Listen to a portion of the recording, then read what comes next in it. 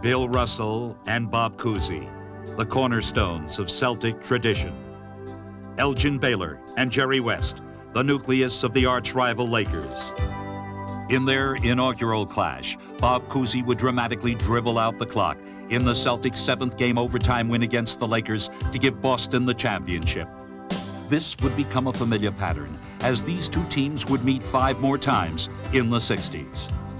A year later, it was Cousy again who controlled the ball as he closed out his Celtic career with another title at the Lakers' expense. In the team's 3rd meeting, it was Tom Heinsohn's turn to lead Boston past LA and to celebrate his retirement with a victory over the Lakers.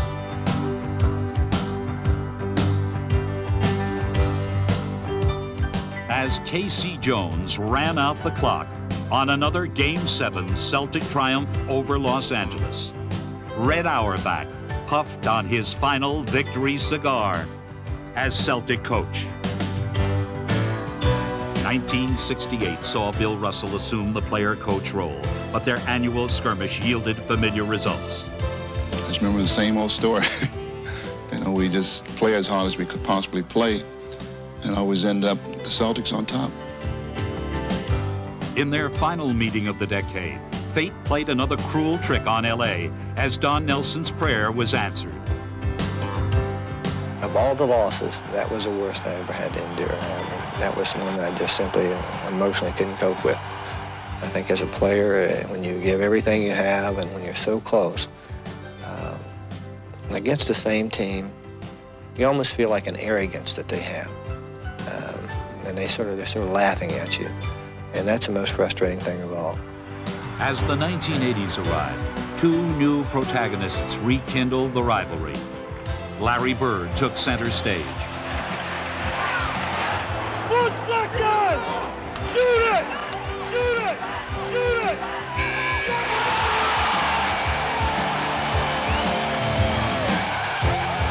And the Celtics had picked up where they left off in 1969. Goes into the lane, jump pass back out to DJ. DJ throws on the top. Boston wins the all-important 4th game.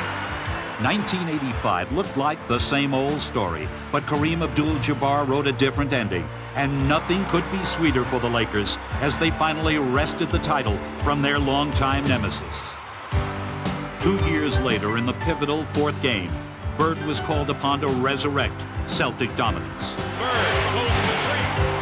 But this was a new era, and Magic Johnson was determined that it would belong to the Lakers. Magic with a hook shot, scores with 2. Boston reached back for their traditional heroics, but Celtic magic had run out, and Laker vengeance was complete. Lakers have won in Pat Riley, and the Lakers dance off the court.